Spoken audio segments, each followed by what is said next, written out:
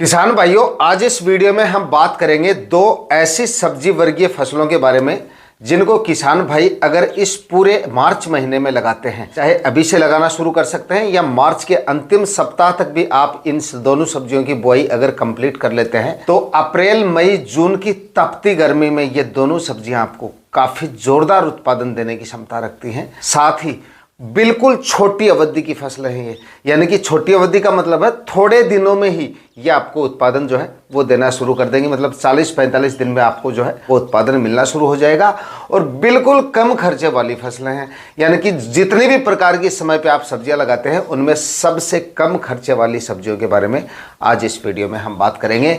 इसलिए नए और छोटे किसान भाई भी इन सब्जियों को लगाकर आने वाले दिनों में काफ़ी ज़बरदस्त कमाई जो है इन दोनों सब्जियों को लगाकर कर सकते हैं। आज इस वीडियो में इन दोनों सब्जियों के बारे में पूरी जानकारियां आपके साथ शेयर करने वाला हूं।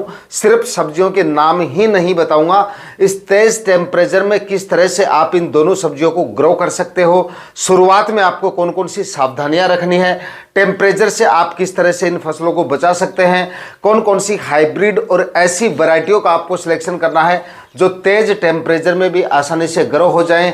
यानी कि कंप्लीट जानकारियों के लिए वीडियो पे लास्ट तक आपको बने रहना है। और वीडियो अगर आपके लिए इंफॉर्मेटिव रहे तो इस वीडियो को लाइक करके और अपने साथी किसान भाइयों तक भी शेयर जरूर कर दीजिएगा।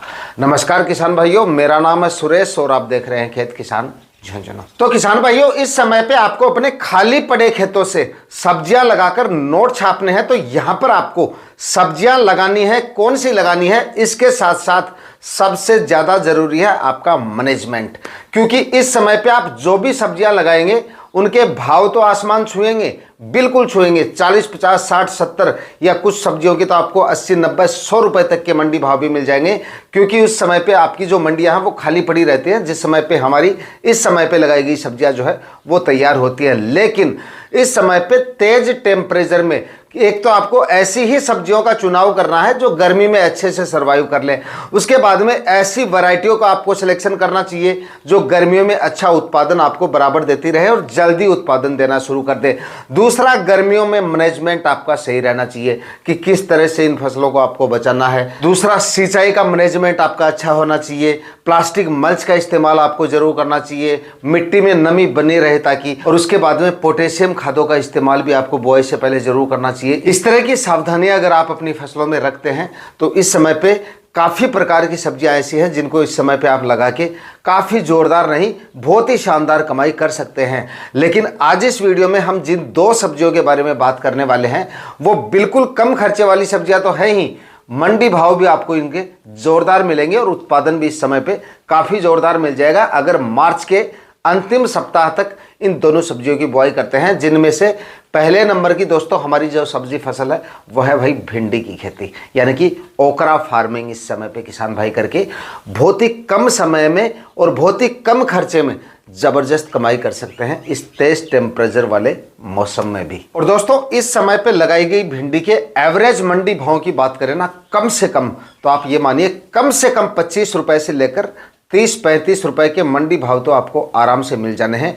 बाकी ज़्यादातर मंडियों में 40-45 रुपए से ऊपर ही मंडी भाव मिलेंगे उस समय पे जिस समय पे हमारी फसलें जो है वो तैयार होती हैं।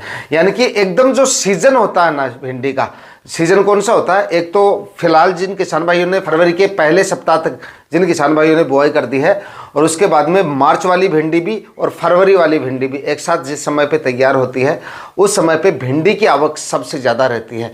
उस समय पे थोड़े से इसके भाव जो है वो एवरेज से जो है वो थोड़े नीचे आते हैं, लेकिन उस समय भी 30-35 से नीचे भाव नहीं रहते हैं इसके।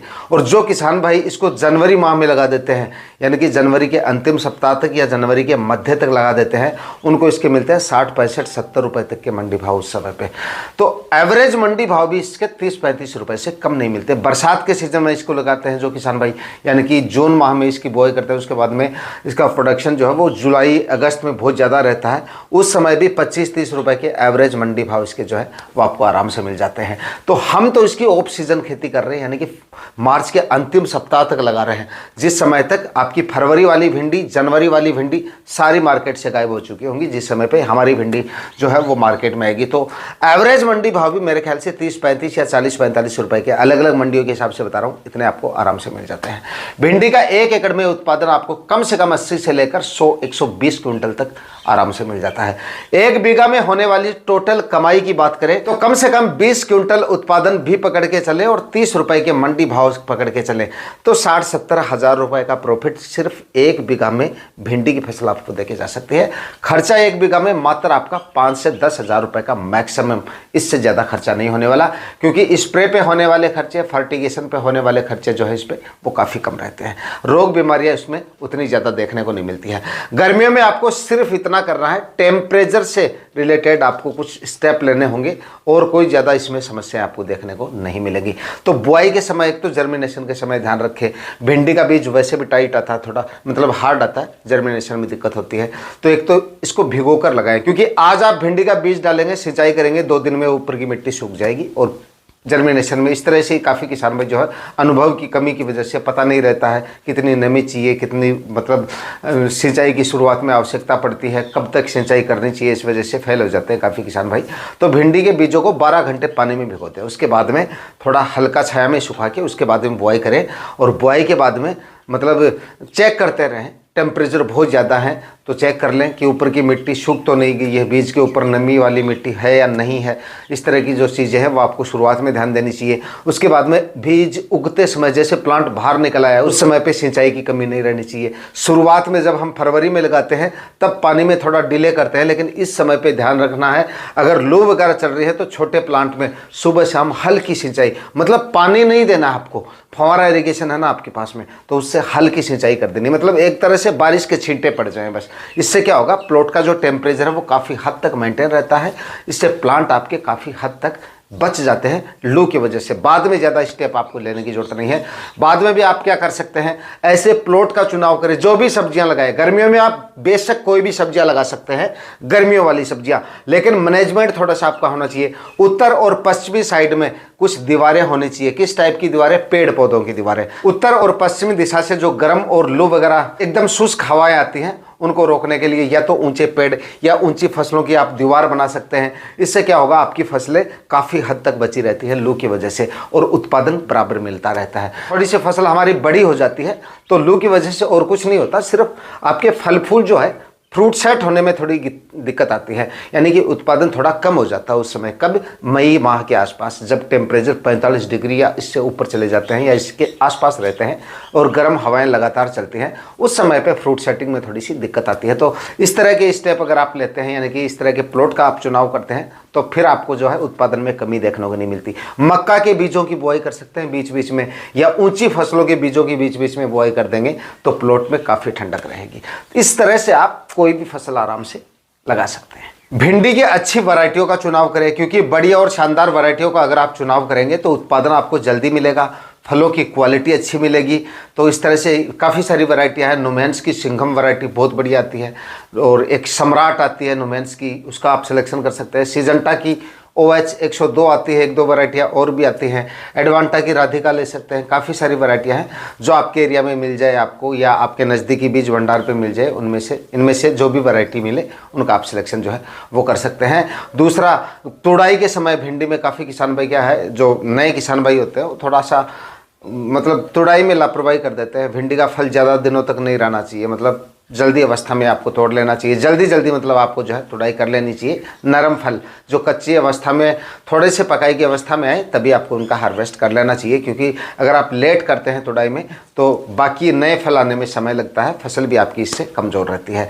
तो समय पर जो है तुड़ाई करते रहें और मार्केट में इसको ले जाते रहें। इससे अच्छी क्वालिटी के फल अगर आप लेके जाएंगे, समय पर तुड़ाई करेंगे तो फलों की क्वालिटी अच्छी होने की वजह से भाव भी आपको 2-5 रुपये एक्स्ट्रा मिलेंगे और उत्पादन भी बराबर आपको रेगुलर रेगुलर मिलता रहेगा। भिंडी की फसल दोस्तों लगाने के बाद में जब आपकी 10 से 15-20 दिन की अवस्था में आती है, उस समय पे 2-1 स्प्रे अगर आप निकाल देंगे तो उत्पादन में 4 चांद लग जाएंगे और फसल भी आपकी हेल्दी और स्वस्थ बनी रहेगी। बुआई से पहले एक फंगीसाइड का इस्तेमाल करना बिल्कुल ना भूलें।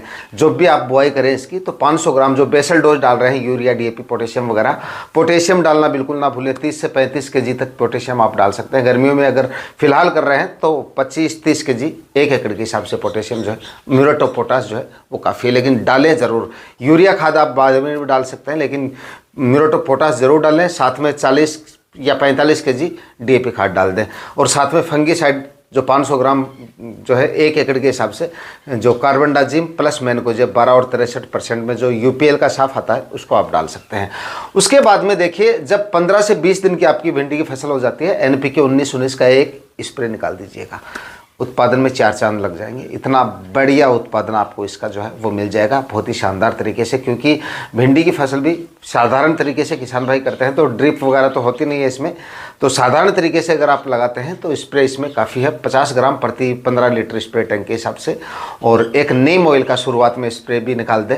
अगर कीटों का प्रकोप आपको बढ़ता हुआ दिखे तो नीम ऑयल का शुरुआत में, जब आपका प्लांट 10-15 दिन की अवस्था में, उस समय पर नीम ऑयल का एक स्प्रे निकाल देंगे तो इसमें रस चूसने वाले कीटों का प्रकोप जो है प्रिवेंटिव में हो जाएगा। मतलब या फिर अगर बढ़ता हुआ दिखे तो शुरुआत में छोटी फसलों में 15-20 दिन की अवस्था में हाई मोलिक्यूल वाले इंसेक्टिसाइड का आपको इस्तेमाल नहीं करना चाहिए। 17.8% में एमिडाक्लोप्रिड आती है, उसका आप स्प्रे निकाल सकते हैं। तो शुरुआत में आपका मैनेजमेंट भी जो है वो काफ़ी मायने रखता है, लेकिन एनपीके 19-19 का स्प्रे शुरुआती दिनों में आपको ज़रूर कर देना चाहिए, जिससे उत्पादन आपको काफ़ी जल्दी बढ़िया और शानदार मिलना शुरू हो जाएगा और उत्पादन की क्वालिटी भी बढ़ेगी इससे। अब बात करते हैं दोस्तों अगली और दूसरी फसल के बारे में, और ये आपकी इनकम को सीधा डबल कर सकती है, क्योंकि इस फसल में आपका खर्चा तो लगेगा ना के बराबर, बिल्कुल ना के बराबर खर्चा लगेगा। मैं आपको कह रहा हूं, आगे प्रूफ कर दूंगा। उसके बाद में एक चीज़ और बता दूं, ये गर्मियों की फसल नहीं है। इसमें थोड़ा आपको रिस्क तो हम नहीं कह सकते, क्योंकि खर्चा ही नहीं लग रहा, हमारा कोई रिस्क नहीं है।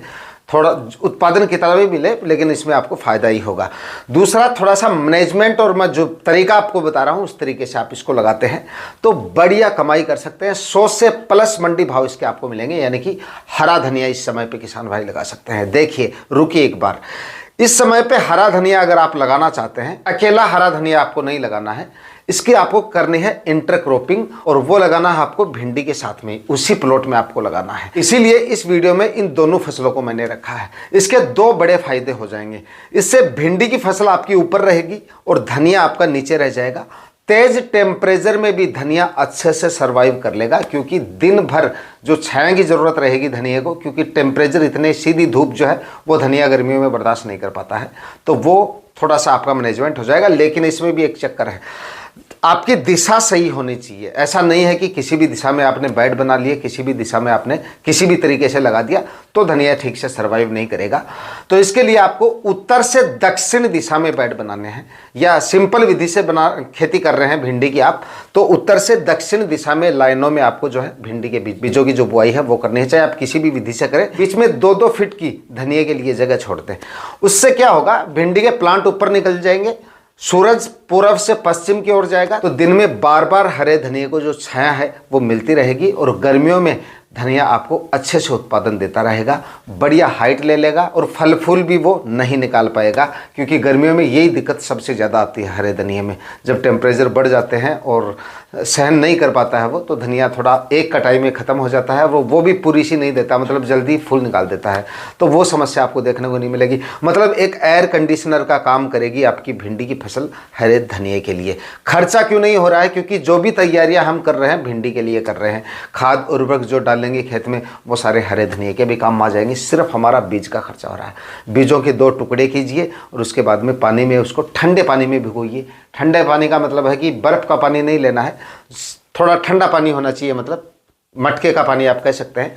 इसमें भिगोएंगे, उसके बाद में शाम के समय हो सके तो बुआई करें आप इसकी, क्योंकि पानी से निकालकर या सीधा अगर हम सुबह के समय बुआई करते हैं तो सीधा मतलब धनिया जो है टेम्परेचर की चपेट में आ जाता है 10-11 बजे बाद, 10-9 बजे बाद में टेम्परेचर बाद में बढ़ जाते हैं।